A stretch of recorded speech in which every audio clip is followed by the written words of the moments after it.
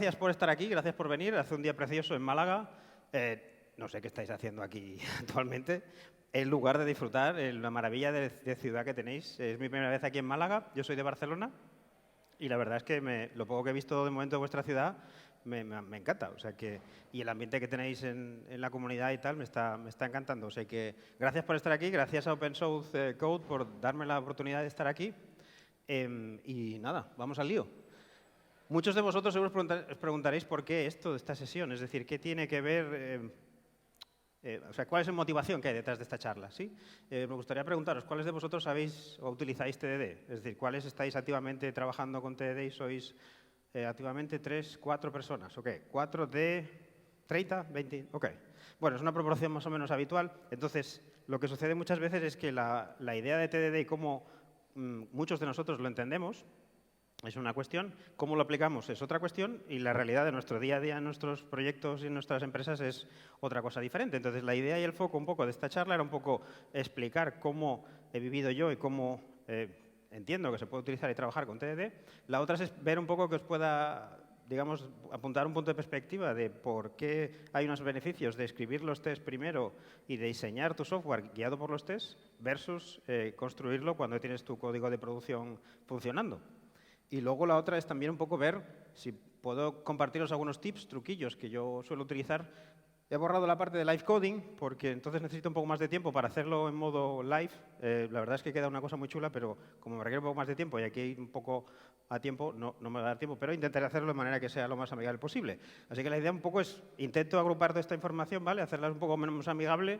Espero que hayáis tomado un café y sobre todo no hagáis como el de este y no vayáis ahora corriendo por la sala. Bueno, el primer warning es un poco tonto, pero al mismo tiempo es un poco evidente. Esto está basado en lo que yo me he encontrado, en lo que he visto en proyectos en los que he estado trabajando y con los equipos con los que he tenido oportunidad de colaborar. Entonces, diréis, bueno, ¿y este tío quién es? Bueno, pues yo soy Nacho, vengo de Barcelona, trabajo en Dynatrace, una empresa que se dedica a monitorizar software de otros. Es decir, nosotros somos como los chafarderos de los desarrolladores, como quien dice. Entonces, si hacéis código de una manera u otra, nosotros lo analizamos, lo gestionamos y vemos si se lo enseñamos a los clientes de una manera más o menos chula. Y bueno, ¿y qué hago yo allá? Pues yo escribo código para monitorizar código de otros. Es una cosa bastante curiosa. Me encanta escribir código, es algo que hace mucho tiempo que vengo haciendo. Soy el fundador de la comunidad de Java de Barcelona y soy el cofundador de otra conferencia que hacemos en Barcelona, que anteriormente se llamaba Java Barcelona Conference. La hemos refactorizado, ¿verdad? Y ahora se llama DevBCN, Developers Barcelona, que no solo hay desarrolladores de Barcelona, por cierto. Y no sé qué más decir, que de vez en cuando pues, pongo cosas en Twitter o en Mastodon con ese nickname, que es mi nombre y apellido. Y nada más, vamos al lío. Esto de TDD, para los que no habéis estado al tema, es algo que no viene nada nuevo, es de los años 2000. O sea, esto que ahora mismo os voy a explicar es realmente bastante viejuno. Y diréis, ostras, pues ¿qué hace este tío explicando estas cosas que son tan viejas? Bueno, pues que al final el fundamento de según qué cosas, igual tiene sentido que les echemos una cuenta, como explicaba antes Jonathan en su charla. Resulta que esta aproximación, este modelo de trabajo, Ken Beck, digámoslo así, lo descubrió cuando estaba construyendo uno de los primeros frameworks XUnit. Estamos hablando del año 90 y pico. Y después de eso, y trabajar en un proyecto en Chrysler, se dio cuenta de que había mecanismos y prácticas relacionadas con Stream Programming que ayudaban a la hora de desarrollar software de una manera más ágil y más efectiva. Y después de eso, allá 2003, después de explicar cómo se podía trabajar de una manera, se dio cuenta de que esta práctica de hacer los tests primero y luego desarrollar tu código de producción se podía hacer de una manera efectiva y realmente productiva, de una manera que fuera sencilla. Y ahí fue cuando en 2003, si no recuerdo mal, publicó el libro de la Biblia de TD. No me acuerdo ahora el título porque se me ha ido la cabeza. Test Driven Development, básicamente. Entonces, bueno, estamos hablando de cuando las máquinas, sí, los mainframes y tal, eran estos bichos que hay aquí atrás que iban con cinta, este tipo de cosas. O si tú eras un poco. Seguro que los que practicáis TDD sabéis de esto. Hay principalmente dos clases de aplicar TDD. Muchos estáis poniendo una cara ya de ¿esto qué es? Bueno, pues cuando aplicas TDD hay diferentes mecanismos o patrones o, digámoslo así, maneras de desarrollar y de enfrentarte a un problema. Hay la escuela, digamos así, clásica o Chicago, por decirlo así, y lo otro es la manera London Style. Las dos se pueden combinar, es decir, no significa que cuando estés trabajando de una manera u otra sean excluyentes. Una te ayuda de una manera en unos momentos determinados y otra de otra. Entonces es cuestión de cada desarrollador saber cuándo las quiere aplicar. La Chicago Style, por decirlo así, es la que utiliza cambios de tu código, perdón, lo digo al revés. La idea es que tu aplicación vaya cambiando a medida que vas refactorizando tu código, ¿sí? De esa manera, tu código evoluciona a medida que vas haciendo cambios. Tipo, voy a extraer esta cosa que está repetida, voy a encapsular esto en otra clase. Y este tipo de cambios van haciendo que este tipo de escuela, digámoslo así, la apliques de una manera sencilla, ¿sí? Está focalizado más en cambios de estado, en inputs y outputs de salidas, de funciones, y es un poco el resumen muy resumido. En cambio, la otra escuela, la escuela London, por decirlo así, también llamada Mockist, es la que se enfoca más a la interacción entre componentes, de ahí la idea del mock, ¿no? De cosas que no tengo y que puedo reemplazar por otras cosas, y los mensajes entre estos elementos, ¿vale? Se focaliza más en un diseño top-down, en el que tú tienes un test de aceptación desde tu sistema más externo a lo que tú estás construyendo hacia adentro de tu sistema. De manera que es un mecanismo que puedes utilizar de manera iterativa sin saber cómo tienes construido o cómo quieres construir una solución, ¿vale? Una más enfocalizada, como os decía, más en los internas de un componente, sistema que estés construyendo, y el otro más en una aproximación más holística, si queréis verlo así, ¿vale? Muy por resumirlo. La idea una es más enfocada a los mocks, ¿no? No es realmente así, pero bueno, para que os lo quede en la cabeza. Y el otro es más enfocado a los cambios internos que tú puedas tener en un componente. Y esto de TDD diréis, ¿por qué esto de TDD? Bueno, TDD tiene una serie de ventajas, yo las intento resumir de muy pocas o de muchas maneras, pero básicamente yo diría que hay unas más o menos 6. La primera es que es un mecanismo que te permite hacer iteraciones más cortas y un feedback loop mucho más rápido. La idea es que tú diseñas un test que permita cubrir una pequeña funcionalidad, desarrollarla y subirla a producción. Pequeña test, construir su pequeña solución y subirla a producción. Este feedback loop es tan rápido y tan evidente que cuanto más rápido lo hagas, más fácil es que tú puedas llevar tu solución a producción. Y de esa manera es un feedback loop súper fácil. Es como subir unas escaleras, ¿no? Un pasito, otro pasito, otro pasito. Y sin darte cuenta ya has hecho 25 commits y todo eso está acabado en producción. Esto es un poco una de las aproximaciones y modelos que TDD te facilita para que tú puedas continuamente entregar valor testeado y probado. Si lo piensas fríamente, es un feedback loop súper efectivo, súper eficaz, de manera continuada, versus hacerlo al revés, que es que yo construyo todo lo que sea, pero hasta que no acabe todo este flujo, esta lógica completa, entonces hago el test que verifica que realmente está bien. ¿Cómo sabes que por el camino no te has dejado no sé cuántas cosas? Pues ahí es donde TDD tiene un valor fundamental, que es poder iterativamente ir cambiando tus diseños, tus códigos y tus componentes de manera que vas paulatinamente entregando pequeñas cositas. Y todas ellas probadas, y todas ellas diseñadas conscientemente. Comparado con tener un largo camino de una funcionalidad que hasta que no tengas al final te pongas a construir un test, pues hay una cierta diferencia, ¿no? Al menos en entrega de valor, en tiempo de time to market, etcétera, etcétera. Ahí yo encuentro que hay una gran diferencia. Luego la otra es, si tú estás construyendo un test y en el momento que estás construyendo un test ejecutas toda tu suite, te puedes dar inmediatamente cuenta que hay otra cosa que ya te está fallando. No tienes por qué llegar a que tu pipeline, después de haber construido no sé cuántas cosas, te diga, que te has dejado esto por cambiar. No, si yo tengo mis tests ya construidos, ejecutamos toda tu suite y en ese mismo momento me puedo dar cuenta de que todo está funcionando o que me he dejado algo y tengo que cambiarlo. Por tanto, el mecanismo de TDD te va a ayudar a construir cosas de manera que te des cuenta de tus errores antes. Y eso significa que cuando intentes encontrar errores te va a ser más fácil. Te va a ser más fácil darte cuenta que hay una firma de un método que te cambió, que hay un contrato que tú cambiaste de una manera o que hay excepciones que se están lanzando y que te has olvidado de capturar. Cosas que son, creo yo, desde un punto de vista de desarrollador, bastante efectivo. Aparte de eso, por la consecución de trabajar con TDD, vas a tener una serie de cosas añadidas que es una red de seguridad. Vas a tener muchos más tests y eso te va a ayudar a que tu código se pueda cambiar mejor. Pueda ser más fácil de cambiar, más fácil de alterar y decir, pues mira, aquí donde pongo esto, lo quito, pongo por el otro. Eso es maravilloso. Yo he visto mucho código que muchas veces eso no es fácil de hacer. ¿Por qué? Porque no tienes esa base de seguridad, esa red de seguridad que te dice, ostras, tienes todo esto, tranquilo, que tus casos están cubiertos. Eso es una serie de ventajas que son suficientemente interesantes, pero no solo esas, hay un montón de ellas más. Cuando tú estás desarrollando vía TDD, estás diseñando con tus tests y estás ya imaginándote cómo una persona, un componente, un agente externo va a usar esa pieza. Si tú expones una API y la diseñas desde un punto de vista de aproximación de outside in, puedes coger y desde un punto de vista externo ver cómo eso se va a usar por un tercero. Eso significa que ya te estás poniendo en la piel de un consumidor de tu API y ya estás diciendo a ver cómo otro la va a usar. Eso es maravilloso, porque desde el punto de vista de construirlo de la otra manera, tú tienes que esperar a acabarla de construir y entonces decir, espérate, un tercero, aquí esto cómo lo va a empezar a usar. Espera, que recuerdo que tenía un endpoint que había construido que era para todo esto. Si lo haces desde otro punto de vista, tú ya tienes desde el punto de partida cómo alguien va a empezar usándola, cosa que es maravillosa, porque ya te estás poniendo en la situación de cómo tus clientes van a empezar a usar tu API. Cosa que también es una ventaja, creo, fundamental. Otra de las cosas que es fundamental o que creo que es una base para TDD es que tu documentación real son realmente los tests. Si tú diseñas tu solución basándote en los tests van a ir cambiando. Necesitarás cambiarlos. Necesitarás que… Entonces, para ir a hacer algo que tenga que ver con tu sistema, solo tienes que ir a tus tests y ver qué casos de uso y qué cosas estás cubriendo. Si hay alguna que te falta ya, quizás es porque te falta un test. Pero es que los tests se convierten en algo vivo, algo que es una documentación que continuamente se está actualizando, cosa que es maravillosa. Yo he visto muchos sistemas que, por suerte o por desgracia, los tests pues, no se acaban actualizando tan rápidamente, cosa que es una pequeña pena. Entonces, al final, toda esta consecución de ventajas que estamos comentando hace que tu código sea más proclive a tener menos bugs. He puesto ahí 2 enlaces que luego os compartiré, os pondré en Twitter y demás.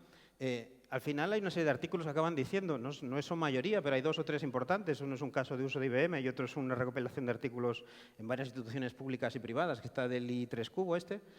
Y básicamente lo que vienen a decir es que al final todos los equipos que usan TDD de manera efectiva acaban teniendo costes más bajos a nivel de mantenimiento de tu solución. Cosa que al final a nosotros nos pagan por nuestro trabajo. Pero si resulta que al final la empresa se ahorra dinero y podemos dedicar tiempo a otras cosas, pues mucho mejor. Entonces, todos estaréis ahora mismo con la cara de, vale, me estás vendiendo una moto, Nacho, bastante guapa. ¿Me vas a decir aquí que TDD va a soltar todos los problemas que tenemos en la actualidad? Bueno, no. TDD es bastante complicado y tiene sus problemas, tiene un montón de desventajas. La primera, yo no he encontrado un único lugar que diga, ostras, este es el lugar por el cual puedo empezar a partir, aprender a hacer TDD y de ahí hasta el final me convierto en un máster de… No es como aprender un lenguaje, no es como aprender una librería y no es como aprender… Tienes que aprender un montón de paradigmas, un montón de cosas para poder consecutivamente utilizar a TDD en tu día a día. Y eso no es fácil, ¿vale? Y es, además… La curva de aprendizaje yo te diría que no es fácil, en el sentido que puedes hacer un ejemplo, una cata, un ejercicio y te ir por un camino y coger otro completamente diferente, utilizar otra vía y que te pueda satisfacer o que pueda ser que simplemente digas, ostras, pues no lo veo, no soy capaz de continuar por aquí. No hay un único camino, o yo no he encontrado un único camino que te permita saber por dónde tirar para aprender TDD de una única forma. Y eso significa que depende de las habilidades de ingeniería y de diseño que tú tengas. Y ahí necesitamos interiorizar qué habilidades tenemos a nivel de identificar si una clase está bien diseñada, identificar si estoy mezclando niveles de abstracción en un lugar o en otro, saber si tengo que lanzar excepciones o tengo que seguir un flujo funcional de una manera o de otra. Ahí hay un montón de conceptos a nivel de diseño de software que son relevantes y no son problema de TD, son problema de las capacidades y conocimientos que tenemos nosotros como ingenieros, como desarrolladores. Y en ese sentido creo que ahí falta un pequeño gap de información. Y al final sí que es verdad que TDD requiere una cierta inversión de tiempo. Depende de tu equipo, puede ser que sea bastante grande. Bastante grande en el sentido de que, oye, pues igual necesitas tiempo porque tu equipo no está preparado o porque quizás tu código no está suficientemente bien diseñado para poder introducir los tests en los lugares que tú necesitas. Eso significa que necesitarás tiempo, necesitarás paciencia, necesitarás que el equipo comprenda que eso no va a ser una cosa de un día para otro. Y eso es complicado, porque a veces no tenemos tiempo o la inversión de dinero suficiente para dedicar a hacer ese tipo de cosas. Entonces, problema de TDD, otros más. Es fácil de olvidar. Si no lo practicas día a día y solo lo haces de vez en cuando, es muy fácil que cuando llegues el día de mañana a tu proyecto y digas, ostras, yo he hecho unas catas haciendo TDD, ¿cómo se hace esto, ¿no? En el código actual? Si no lo practicas de día es como ir en bicicleta, ¿sí? Se te olvida, ya no puedes practicarlo, no puedes utilizarlo, no te sale la inercia de saber cómo funciona. Que al cabo de un rato, ¿no? Coges la bicicleta y ya poco te acuerdas. Pues eso es uno de los, yo creo, principales problemas que tiene. La otra es que provoca resistencia. Hay mucha gente que lo ha probado, que prueba las típicas catas de ejemplos en cualquier escenario y luego dice, ostras, esto está muy guay, pero luego lo intento aplicar en mi día a día, en mi proyecto, en mi tal, y es imposible, no lo puedo hacer. Me provoca frustración. Cuando llego a un proyecto real y lo intento aplicar, no se puede hacer, es imposible, no está hecho para mí. Eso genera frustración, genera rechazo y la gente no es capaz de concentrar o de saber cómo se puede aplicar ejemplos sencillos en conceptos o en entornos mucho más complejos. Pero no es culpa de TED, es culpa de otro tipo de cosas. Puede ser, otra de las cosas que se utiliza es que a veces el síndrome de tener un nivel alto de cobertura se utiliza aplicado a TDD. Y no es así. TDD lo que te ayuda es a tener un mayor alto nivel de porcentaje de cobertura, pero es un caso digamos así, accesorio. Es debido a que estás utilizando los test para diseñar tu software, acabas teniendo un mayor nivel de cobertura. Pero no es el objetivo de TDD. El objetivo de TDD no es que tú tengas un 90% de cobertura de test. Si tu diseño es correcto y te sientes a gusto con un 70% de cobertura o con el que el equipo se sienta a gusto, TDD no marca ningún código de porcentaje de cobertura de código de producción. Es decir, al final es una cuestión de tu equipo y cómo te sientas. Y por último, yo diría que como resumen, es difícil de manejarlo, porque cada proyecto es diferente, porque cada entorno es diferente y porque cada lógica de cada código es completamente diferente. Y hay cosas que se hacen de una manera, cosas que se hacen de otra, y en resumen no hay una única manera de poderlo aplicar bien. Entonces, seguro que esta cara que estáis poniendo ahora es en plan, pues yo sigo sin entender esto de qué va esto del TDD, porque me estás poniendo todas las cosas buenas, todas las cosas malas, pero sigo sin entenderlo. Yo voy a poner una analogía que tiene que ver con lo que os he enseñado hace un momento de la bicicleta. Todos, ¿no? Hemos aprendido a picar, algunos hace unos años, otros recientemente, pero pensando en la analogía de la bici, ¿no? Todos hemos aprendido a manejar esto, pero el patrón de la bicicleta, si lo piensas fríamente, es un buen ejemplo. ¿A quién le dice a uno conscientemente, ¿no?, que de pequeño tú tienes los dos pies en el suelo y de repente te dice, no, deja los pies en el suelo, te pones encima de una cosa que tienes que mantener el equilibrio, ¿no? y pones los pies ahí y de repente vas a empezar a ir solo? Pero vamos a ver, que no tengo un lugar donde apoyarme, que me voy a pegar un tartarazo ver al suelo, ¿no?, si lo piensas fríamente. Bueno, pues TDD es un poco así. Es la sensación de que realmente tú tienes una bicicleta nueva, diferente, sí, yo no diría mala, simplemente es diferente y entonces tienes que aprender a conducirla de otra forma, ¿vale? Va a costar, porque tú estás acostumbrado a una bicicleta a tus dimensiones. Tú aprendiste a circular con una cierta edad y tu bicicleta era un tamaño, pero ahora si te dan otra bicicleta diferente, hostia, va a ser complicadete, va a ser difícil, pero la idea es un poco esta, ¿no? Entonces es un modelo y un paradigma que hay que acostumbrarse. Y lo que busca básicamente es que tú tengas capacidad de construir módulos, piezas, como componentes de Lego que puedas enganchar y desenganchar, de manera que sean fácilmente isolated, separados, únicos, de manera que tú el día de mañana no te importe cambiar una cosa por la otra. Y al final es una herramienta más como desarrolladores para que tú puedas utilizarlo en el momento y en los momentos que tú necesites. Para mí es una herramienta fundamental para diseñar una solución que me pueda el día de mañana darme la facilidad de cambiar una baldosa por otra, una pieza por otra, un componente por otro, una API por otra. Y es en ese sentido, y poder entregar feedback loop y respuestas de manera ágil e inmediata, me parece una de las mejores maneras de entregar software que yo conozca. Para quienes habéis dicho antes TDD, que lo conocíais o lo practicabais, este diagrama seguro que lo conocéis. Es el típico diagrama de TDD y es que realmente este es el fundamento, la base de TDD. No tiene mucho más. Lo que pasa es que tiene una cierta complejidad, pero es, insisto, derivado a lo que viene a continuación. El paso 1 es muy sencillo. Vamos a construir lo que fuera, pero vamos a empezar construyendo un test. La construcción del test es básicamente la especificación, ¿sí? Lo que nosotros deseamos hacer, que sabemos que esto es el objetivo que buscamos, pero sabemos que esto tiene que fallar, ¿sí? Construimos un test, que sabemos que eso falla. Paso 1. Paso 2. Ahora que tenemos este test, vamos a hacer lo mínimo que nos ayude a que ese test que está en rojo, que no está funcionando, lo podamos dar por bueno. Responda a lo que realmente es la especificación que nosotros queremos. Y el paso 3, el paso 3 es fundamentalmente, viendo la foto que tenemos actualmente como nuestro código de test, nuestro código de producción, qué cosas hay realmente en la situación actual, cómo podemos hacer para mejorarlo, qué cosas hay en el código que tal y como lo tenemos para ver si lo podemos mejorar. Hay código duplicado, podemos encapsular cosas, podemos extraerlas, podemos cambiar nombre de variables. Todo este tipo de situaciones son paso 1, paso 2, paso 3, son consecutivas y son completamente continuadas. Escribimos una funcionalidad, primero empezamos por el test. ¿Qué queremos conseguir? Paso número 2, vamos a ver si ese test que está en rojo lo podemos pasar a verde. Si realmente está bien, deberíamos poder solventarlo. Paso último y paso tercero es, viendo esta foto que tenemos desde nuestro código de test y producción, vamos a pasarlo a hacerlo mejor, a hacerlo más mantenible y más asequible. ¿Sí? Este es feedback loop que consiste TDD, no tiene más. Ahora, ¿cómo empezar? Bueno, el empezar yo siempre digo que no es nada fácil, pero os recomiendo que empecéis por cosas pequeñas. Empezad por vuestros proyectos personales, empezad por catas, id a comunidades y probar de hacer ejercicios con otros para ver realmente cómo eso se practica con un lenguaje o con el otro, porque es diferente también cómo se aplican determinados patrones con una tecnología o con otra. Empezad realmente con cosas pequeñas, porque si no empezamos así, va a ser más complicado llegar a un proyecto de producción que tenga mucha más complejidad. Si no somos capaces de interiorizarlo primero, no va a ser fácil. Y también os recomendaría practicar con alguien más. ¿Cuáles de vosotros conocéis o practicáis pair programming? Ah, mira, Vale, bien, bien. No sabía de esta capacidad de que tanta gente estuviera o conociera o practicara esta. Es una de las prácticas que habitualmente mucha gente no conoce.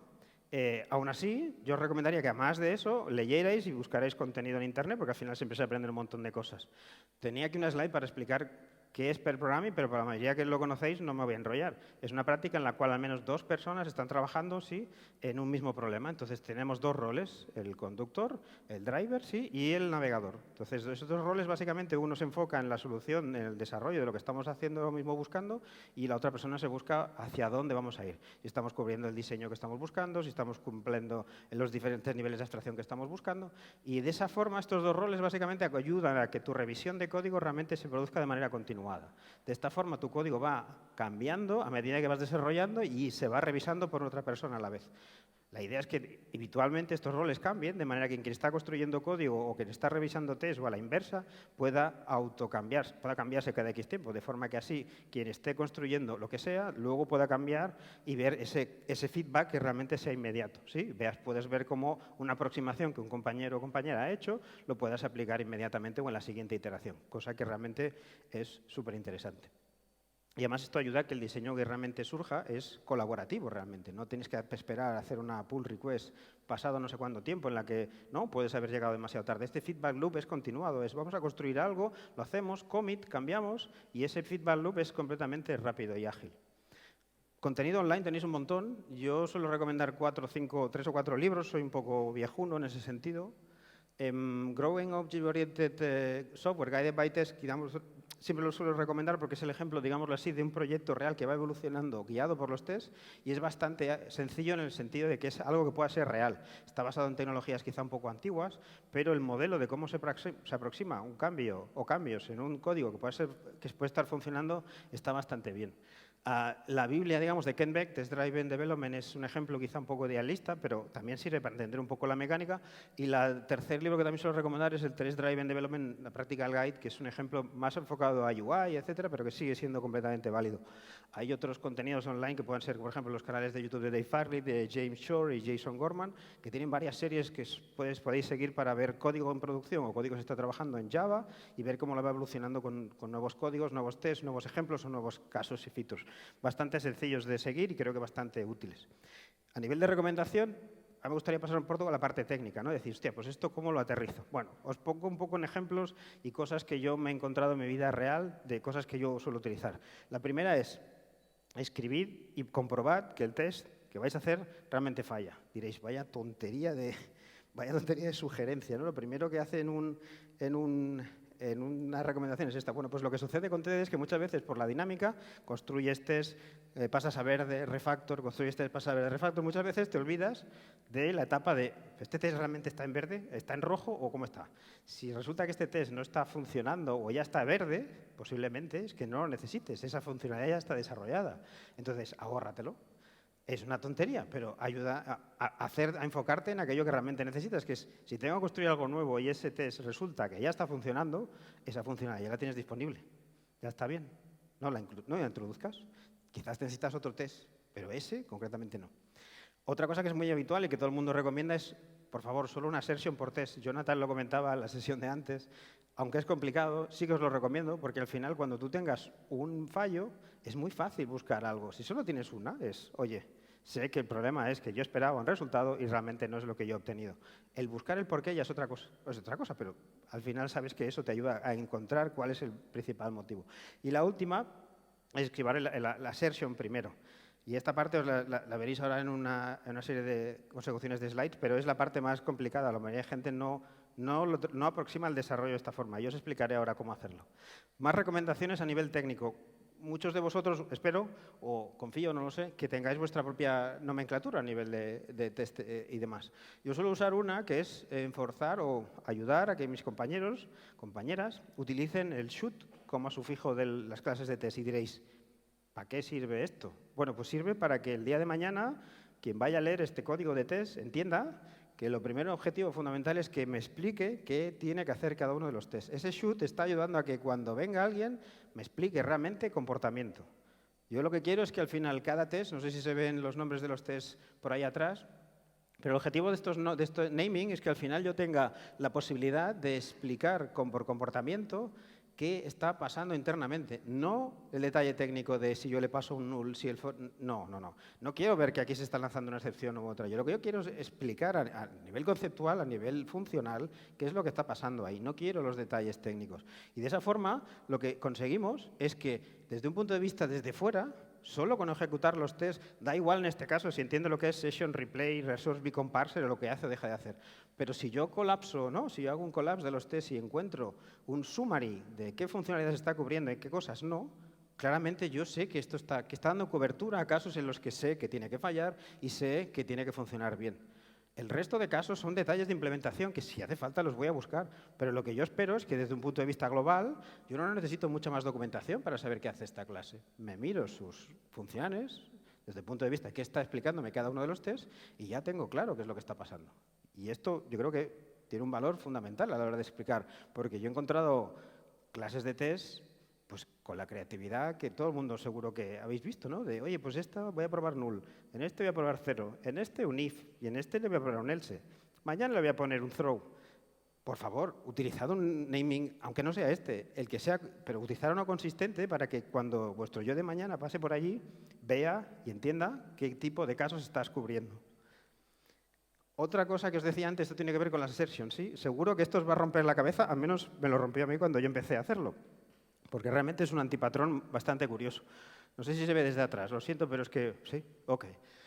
Es un ejemplo de clase que he construido de test para que veáis un poco el mecanismo, cómo se utiliza. Si tuviera tiempo para el live coding os lo enseñaba, pero espero poderlo enseñar de otra forma. Como sabéis, el primer caso no es crear el naming que acabo de convencionaros, el segundo paso es crear un nombre, ¿no? ¿Qué caso queremos cubrir? Pues el nombre de la función. Esta función, este método, tiene que devolver tal situación en caso de, ¿no? Y el escenario que estoy describiendo. Vale, ok, vamos bien, Nacho. El siguiente os lo he dicho hace un segundo, escribe la assertion. Y ahora me diréis, espérate, si vas a la assertion, el IDE, tu IDE te va a decir, o tu herramienta de editor, la que te guste, te dirá, ostras, esto del state que tienes aquí y el previous state que estás marcando, esto no va a existir en el momento que lo estás escribiendo. Sí, porque lo de arriba no existe. Sí, pero yo lo que quiero es mentalmente situarme en lo que yo quiero comprobar. Cuando estoy haciendo eso, lo que quiero hacer es dejar claro cómo voy a hacer para que este test se ponga verde. Y para que esto esté en verde, lo que quiero es situarme en un escenario. El escenario es que sé que tengo que devolver un estado vacío cuando, en este caso, no he recibido beacons en un periodo.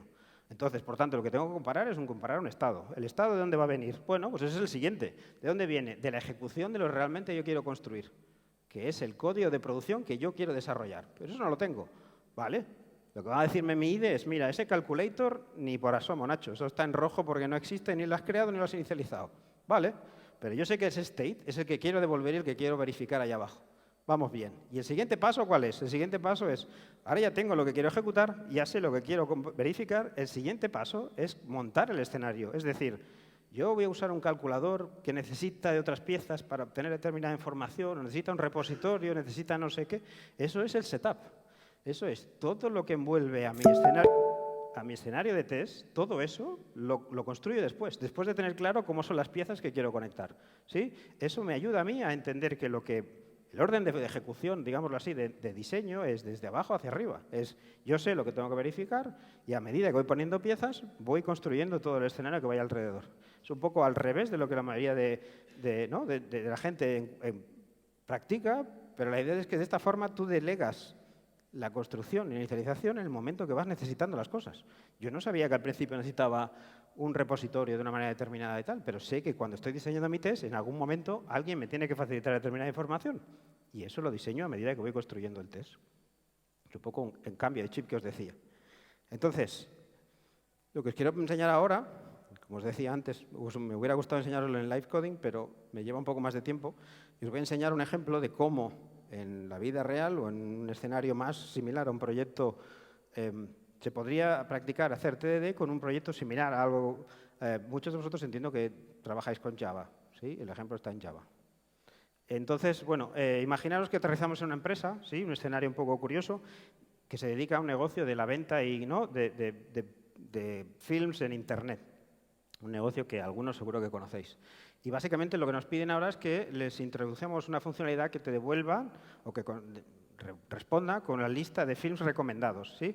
Nuestros usuarios pues valorarán las películas, ¿no? Les darán una valoración de estrellitas, no sé, del 1 al 10, etcétera, y lo que nos piden es que les devolvamos de alguna manera un servicio que nos devuelva la lista de films recomendados para un género concreto, ¿vale? En este caso, pues aquí tenéis a la derecha los ejemplos, ¿no? Que tengan un género concreto y dicen que los films tienen que tener pues un ID, un título, un año, cuando esté publicado, los tags, ¿no? Lo típico de a qué asociamos esa película, y los géneros, pues si es de miedo, si es de ciencia ficción, lo que sea. Y bueno, pues tiene que estar ordenado por el average rate, ¿no? Es decir, pues que me salgan ordenadas por las que me estén más votadas para que la gente, ¿no? Pues pueda decidir cuál les gusta más en base a un criterio determinado. Bueno, pues voy a intentar enseñaros esto de una manera un poco particular, pero por pasos, ¿vale? Entonces, ¿cómo se empieza el desarrollo? Poco spoiler, ¿no? Empezamos por el test. Yo empezaría por un test, no sé si lo veis bien desde atrás, si no os invitaría a que os acercarais a ver, no sé qué puedo hacer para hacerlo más grande. Espera, ¿puedo hacerlo así? A ver si esto funciona. ¿Ahí lo veis? ¿Un poco mejor? ¿Sí?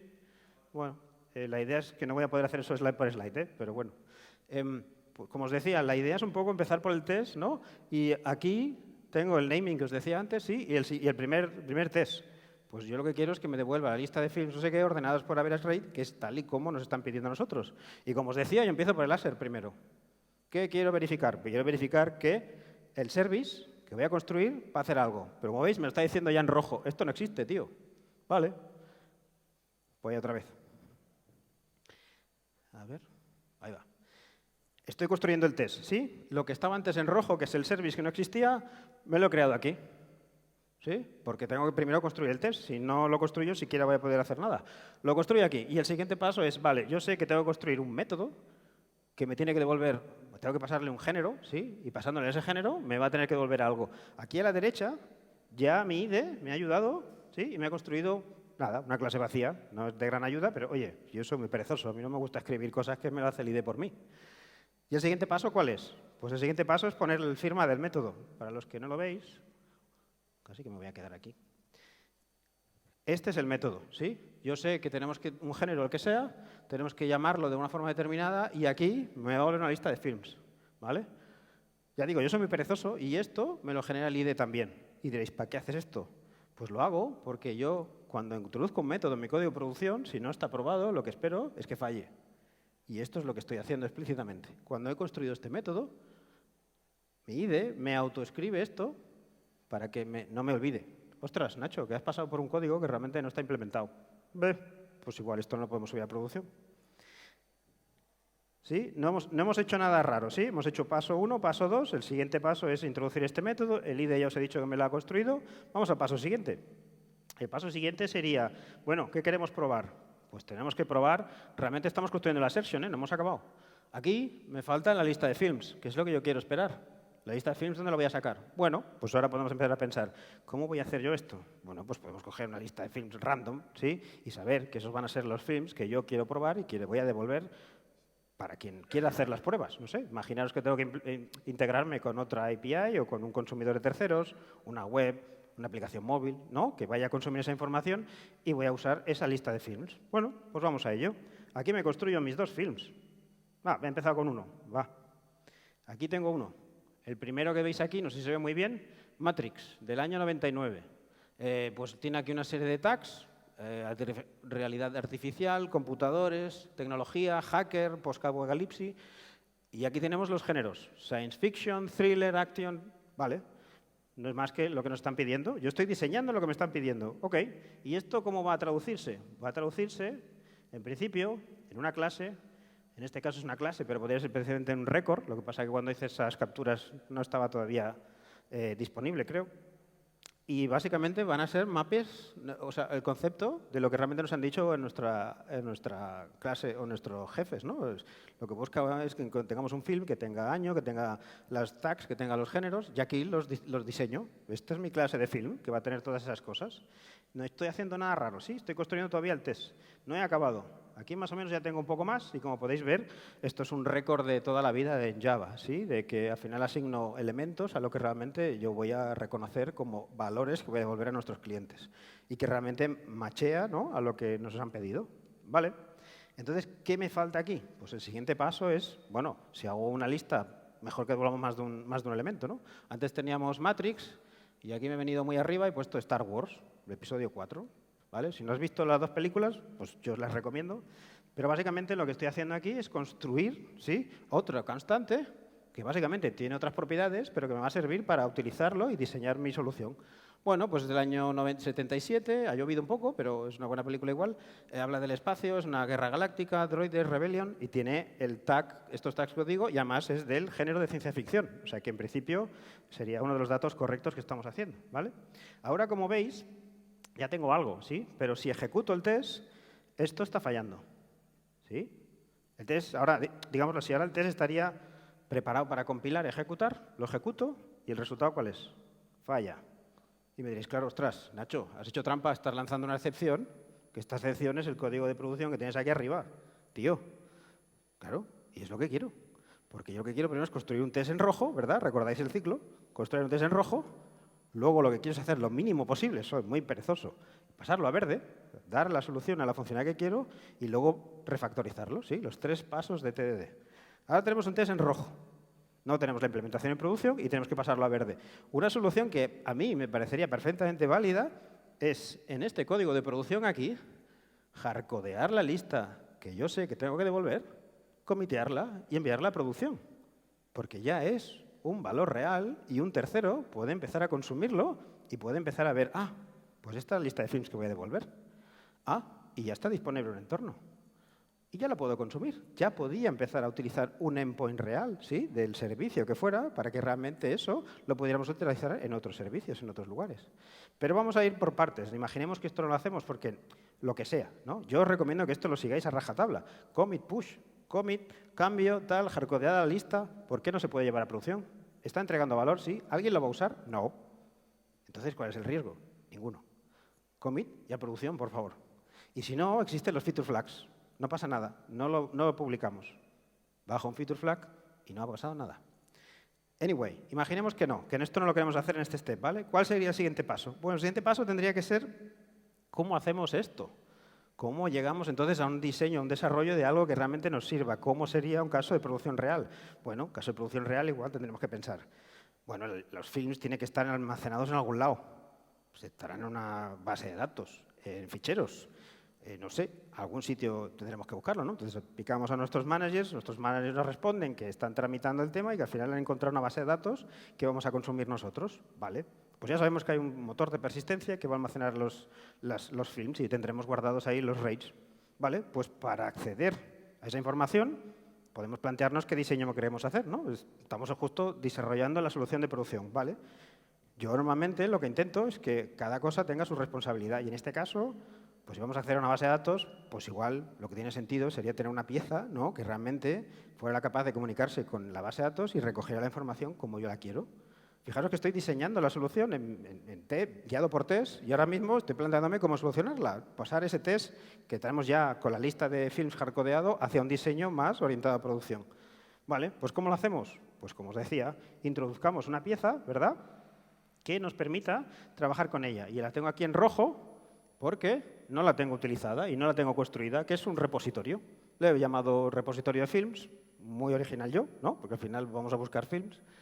Y vamos a usarla, porque ni está construida. Pues vamos a construirla. Para construirla, ¿qué hay que hacer? Básicamente hay que construirla y luego inyectarla. No sé si lo he hecho en el paso. Sí, lo hago en este. ¿Vale? Ahora mismo, aquí la tengo inyectada en mi servicio para poderla usar. ¿Sí? No he hecho nada con ella. Simplemente mi IDE me dice, esto no existe, créala. Bueno, pues la creo. Film Repository. ¿Cómo la uso? Pues la tendré que inyectar en mi servicio y luego utilizarla. De momento la he inyectado. Lanzamos los tests. ¿Qué va a pasar? Lo mismo que antes. Si antes tenía la lista hardcodeada, me va a dar el resultado hardcodeado y si no, me va a lanzar la excepción, que es la misma de antes. Bueno, claro, para poder hacer algo tendrás que usar el repositorio, que se me ha olvidado. Vamos a usar el repositorio. El repositorio, para poderlo usar, lo puedo inyectar, como ya he hecho, pero luego lo que quiero hacer es usarla. Es tener este repositorio y diseñar algo que realmente me sirva para que luego ese repositorio pueda obtener esa información. Como a mí me han dicho que esta información que me viene ahora de los films tiene que estar ordenada de una manera determinada, pues aquí he introducido varias cosas. he introducido en el método del repositorio que esté el género aquí, ¿sí? Como parámetro, pero es que además le he pasado otro, que es, pues si me han dicho que está ordenado por average rate de manera ascendente, el día de mañana me lo van a pasar descendente. Pues ya estoy introduciendo aquí otro valor que es, de momento va a ser aquí fijo, que va a ser por average rate. Pues por average rate. Vamos al siguiente paso. El siguiente paso es, todavía esto no está funcionando, aquí tenemos que construir un repositorio con un método concreto que acabamos de poner. De nuevo, este método no está implementado, voy a lanzar una excepción, pero de momento no hago mucho más. Estoy delegando, no sé si se ve bien por ahí atrás, pero estoy delegando que el servicio llame al repositorio para que el repositorio se encargue de buscar la información. Ahora veremos cómo. ¿Vale? El resultado actualmente sigue siendo el mismo. Bueno, diferente. Ahora mismo está fallando, pero tengo otro fallo. Null pointer exception. Yo soy un tío que se olvida de muchas cosas. Y entre otras, me he olvidado de inicializar el repositorio como toca. Pero estoy en el código de test. No pasa nada. ¿Sí? Pues nada, vamos a inicializarlo. ¿Cómo se inicializa? Pues en este caso voy a utilizar una cosa que es, seguro que muchos de vosotros conocéis, y es una herramienta que es Mockito. ¿Sí? Lo que yo quiero actualmente es no conectarme a una base de datos real. Estoy diseñando una solución basándome en un test unitario, que sea fácil, que no requiera de conectarme a una base de datos real, porque igual todavía no la tengo, o porque igual estoy trabajando a nivel unitario, estoy diseñando mi solución y no quiero conectarme ahora realmente a una base de datos. El coste de conectarme a una base de datos es un test de integración y es más costoso y tarda más en ejecutarse. ¿Vale?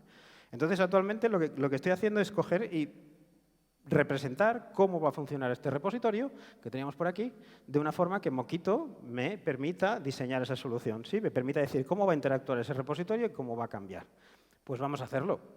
Aquí tenemos la anotación que os decía y el siguiente paso es ejecutarlo. ¿Sí? Ya he puesto que lo inicialice a Mockito y tiro el test de nuevo. El test de nuevo me da otro error. Oye, antes teníamos un null pointer, vamos avanzando. Ahora no tengo un null pointer. Ahora me dice que la lista no coincide con la lista que esperaba. Si os acordáis, hemos puesto dos películas, Matrix y Star Wars, ¿sí? Y la lista que devuelve ahora mismo es vacía. Guay. ¿Eso qué significa? Que el repositorio, ya os digo que me olvido muchas cosas, el repositorio no está haciendo nada. No le hemos dicho qué tiene que hacer. Bueno, pues hagámoslo. Aquí abajo, el repositorio, no lo hemos inicializado. Inicialicémoslo. Digámosle cómo tiene que comportarse. Bueno, pues cuando llames al repositorio con estos parámetros, me vas a devolver la lista de películas. ¿Cuál? La que he construido. Porque lo que espero es que el repositorio se comporte así.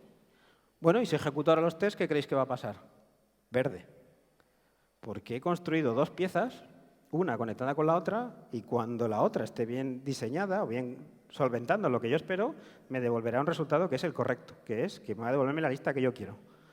¿Vale? Y ahora diréis, lo único que has hecho ha sido delegar en otra pieza que haga lo que tiene que hacer. Sí, pero al mismo tiempo he cogido la responsabilidad y se la he trasladado a otra pieza que se va a encargar de hacer eso y lo va a hacer bien. No tengo por qué lidiar con eso en un servicio que quizá tenga mucha más complejidad. Fijaros que estoy diseñando la solución a medida que voy construyendo un test. ¿Vale?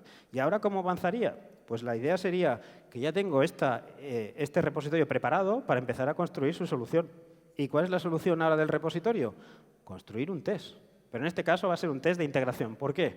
Porque en este caso yo que quiero es construir algo que realmente conecte con una base de datos real y que me permita ejecutar algo contra una base de datos real y devolver los films que yo espero. Para hacer eso, ¿cómo empiezo? Otra vez, con los tests. Construyo un test que devuelva tal, ¿no? El expected no sé cuánto que os decía antes. Y de nuevo este método falta por implementar. A la hora de implementarlo, voy a coger la lista que teníamos antes y he movido las constantes a otro fichero. ¿Vale? Matrix y Star Wars los he pasado a otro fichero, a un repositorio, a un Object Model, ¿sí? El típico patrón de Object Model, para tener mis constantes ahí y poderlas utilizar entre las dos clases. Los muevo allí para poderlas poner en este test y en el anterior. Ejecuto los tests de nuevo. El test del servicio, por mover una constante de un sitio a otro, no va a cambiar. Y este va a seguirme fallando porque no tengo implementado nada en ese método. ¿Vale? Entonces, damos un paso más allá. Este lo ejecuto, me da una excepción. Este está no soportado porque el método que tengo del repositorio no está implementado. Ahora viene la pregunta, ¿cómo solventamos esto? Me estoy quedando sin tiempo. ¿Cómo solventamos esto? Pues tendríamos que conectarnos a una base de datos real y ejecutar esa query o lo que sea que queramos ejecutar contra un runtime correcto. ¿Cómo lo haríamos? Pues yo básicamente utilizaría desde Java, supongo que muchos de vosotros lo conoceréis, Test Containers, es una herramienta open source muy útil para levantar contenedores de manera efímera, en la que tú puedes decirle, pues mira, la base de datos que yo quiero es esta, quiero que tenga esta estructura con estos datos, ejecuta una base de datos en modo runtime, ejecutas tus tests contra esa base de datos y luego simplemente la paras. Y aquí paz y después gloria. Pues eso es lo que vamos a hacer. Vamos a utilizar test containers. Aquí el smiley me decía que, pero gracias a Dios ya me han dicho que puedo usar test containers, ¿verdad? En nuestro Jenkins y donde fuera falta. Y lo que vamos a hacer es ponerlo. Aquí os pongo las dependencias. No tiene mucho misterio, pero básicamente aquí tengo las dependencias de test containers que pongo en mi proyecto, ¿vale? No es mucha magia, simplemente tengo que poner las librerías correspondientes, el driver de SQL que tengo que usar, en este caso he puesto Postgres, y incluso he puesto un connection pool para utilizarlo, ¿vale? Para que el día de mañana pueda utilizarlo en un código de producción. Y aquí en la parte de la izquierda está la parte del código que necesito.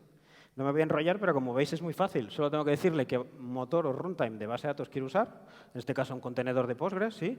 Le digo además qué script quiero utilizar. En este caso nos han pasado el script de base de datos que podemos usar. Es un script de SQL que os enseñaré. Y luego inicializo el motor con el data source que necesito. Necesitaré conectarme a una base de datos, por tanto lo inicializo. Usuario, contraseña, URL, tal y tal, tal. OK.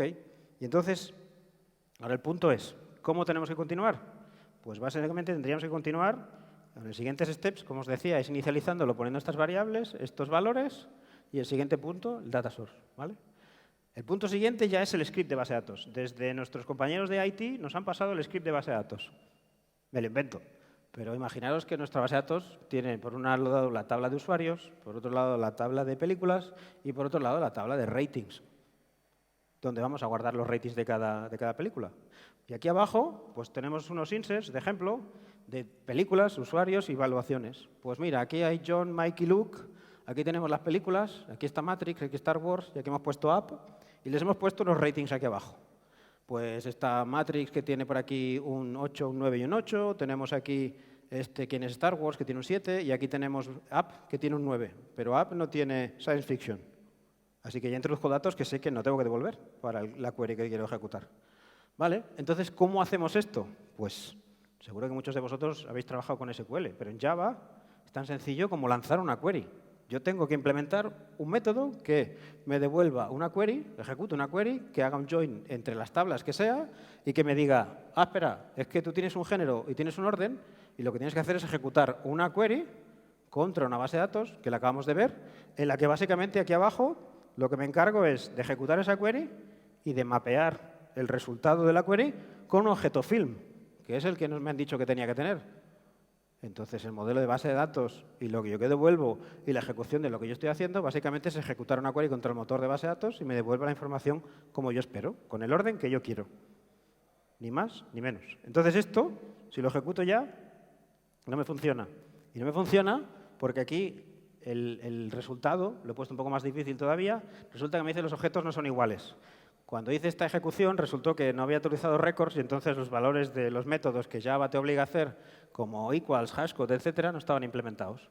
Bueno, pues los implemento en la clase de film, como toca, para que saber cómo dos objetos son iguales a nivel, dos films son iguales, los implemento y resulta que el test se me pone en verde. O sea, he conseguido implementar el método del repositorio que obtiene la información como yo quiero, en el orden que yo quiero, de los films ordenados como yo quiero. Ergo, ya tengo la solución. Ya tengo la solución. He implementado lo que me están pidiendo. En 2 iteraciones he ejecutado un diseño de una cosa más o menos compleja en el que de un punto cero no tenía nada, guiándome por test, he construido toda la solución. Y como resultado tengo un código de cobertura casi del 100%. Casi del 100%, pero no todo, ¿sí? Los casos complejos de, oye, mira, pues aquí hay líneas que no están cubiertas, son aquellas raras, en el sentido de que, ¿y si falla la conexión de base de datos? ¿Y si resulta que si tu query de SQL no está bien montada? Eso no está cubierto por test. Ahora merecería la pena saber si realmente ese código merecería cubrirlo con un test o no. Si yo os lo dejo a vuestro alcance. Personalmente yo creo que muchas veces no merece la pena. Pero vamos, la solución ha funcionado. Es decir, hemos construido una solución desde cero, guiándonos por test, de manera que construimos un código, se ejecuta en nuestro pipeline con un código de integración y todo acaba funcionando. Ergo, guay. Entonces, para acabar, como habéis visto, TDD tiene una serie de ventajas, ¿no? A nivel de diseño, yo diría, de desarrollo, que te entrega código funcionando de manera secuencial e iterativa de una manera sencilla. Esto me parece que es un valor de por sí que espero haberos podido ayudar a haberlo visto, haberlo comprendido.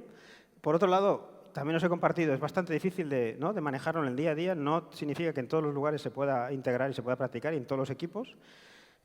Y sí, yo creo que merece la pena. Desde el punto de vista de análisis de coste, inversión y de los beneficios que te otorga, yo creo que realmente es algo que merecería la pena probar. Y os he compartido unos cuantos tips, ayudas y tal, para haceros la vida un poco más fácil y os recomiendo que lo hagáis siempre con alguien, con alguna persona con la que podáis hacer pairing y tal, y de esa manera practicar. Sobre todo os diría practicar y practicar, porque es como, yo lo asemejo a ir en bicicleta, ¿no? El primer día no te sale, el segundo tampoco y el tercero pues no sabes cómo empieza a funcionar. Entonces, bueno, pues nada más. Gracias por estar aquí.